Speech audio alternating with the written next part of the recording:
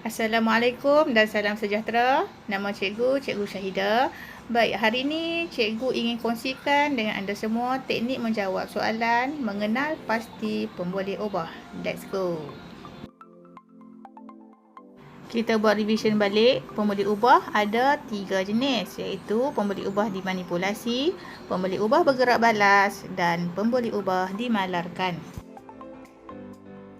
Teknik yang betul untuk menulis pemboleh ubah adalah dengan menulis parameter diikuti dengan bahan atau objek yang berkaitan dengan eksperimen. Kita tengok sama-sama contoh satu ni. Okey, baik. Soalan ini melibatkan 2 tabung uji yang dimasukkan paku yang berbeza. Satu tabung uji dimasukkan paku keduli dan satu lagi tabung uji dimasukkan paku besi. Kalau kita tengok dekat sini, paku yang digunakan itu adalah berbeza. Jadi, parameter yang sesuai untuk paku tersebut adalah jenis. So, bila kita nak tulis jawapan untuk pemboleh ubah tersebut, kita tulis jenis paku. Sekarang kita tengok pula contoh 2. Jika dapat diperhatikan, air suling yang dimasukkan ke dalam kedua-dua tabung uji mengandungi kuantiti yang sama banyak. Oleh itu, kuantiti boleh dijadikan sebagai parameter untuk mengukur air suling tersebut. Ataupun lebih tepat jika kita boleh tulis isi padu. So, cara menulis parameter untuk eksperimen ini adalah isi padu air suling. Ada pengecualian di sini ya, iaitu 5 pemboleh ubah ni kita tidak perlu tulis parameter, cukup sekadar menulis inersia, suhu, masa, tekanan dan momentum.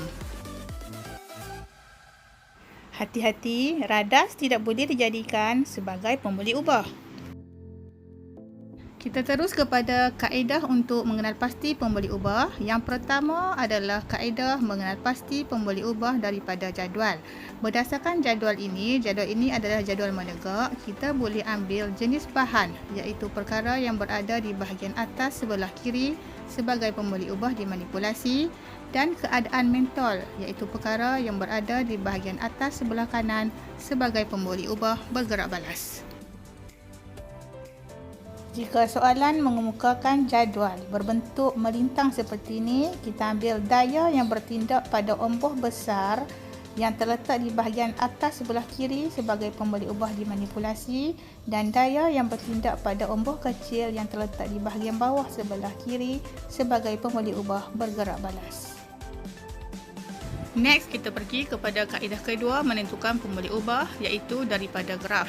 Sekiranya graf 1 dikemukakan seperti ini, ambil terus umur yang berada di paksi X sebagai pemboleh ubah dimanipulasi dan kadar pertumbuhan berada di paksi Y sebagai pemboleh ubah bergerak balas. Untuk graf seperti ini, ambil masa yang berada di paksi X sebagai pemboleh ubah dimalarkan dan isi padu gas yang berada di paksi Y sebagai pemboleh ubah bergerak balas. Macam mana kita nak ambil pemboleh ubah dimanipulasi? Okey, ambil pada perbezaan lengkuk graf pada graf, iaitu logam X dan logam Y. Jadi kita tengok macam cikgu ajar tadi, nak tulis parameter. Disebabkan logam yang berbeza, kita tulis jenis logam. Kaedah ketiga untuk menentukan pemboleh ubah adalah daripada pernyataan soalan. Untuk kaedah ni, tips yang cikgu boleh kongsikan, ambil highlighter dan highlightkan perkara-perkara penting yang boleh kita jadikan sebagai pemboleh ubah. Untuk soalan ni, kehadiran nutrien adalah pemboleh ubah dimanipulasi, pertumbuhan anak benih jagung adalah pemboleh ubah bergerak balas. Selama 2 minggu kita tafsirkan sebagai masa dan kita tulis sebagai pemboleh ubah dimalarkan. Kaedah terakhir untuk menulis pemboleh ubah adalah daripada rajah. Untuk kaedah ini, cuba ingatkan balik teknik menulis parameter yang telah cikgu terangkan pada awal video ini. Perhatikan pada plat zinc dan plat magnesium, kedua-dua plat adalah berbeza. Jadi, jenis plat adalah pemboleh ubah dimanipulasi untuk eksperimen ini. Kemudian perhatikan pada gelembung gas. Gelembung gas adalah hasil ataupun keputusan yang telah diperolehi daripada eksperimen ini. Jadi gelembung gas itu sesuai kita jadikannya sebagai pemboleh ubah bergerak balas. Bagaimana menentukan parameter yang sesuai? Okey, tengok pada gelembung gas yang dihasilkan tu, gelembung gas itu boleh dikira. Jadi parameter yang sesuai adalah bilangan gelembung gas. Dan terakhir, tengok pula pada asid hidroklorik.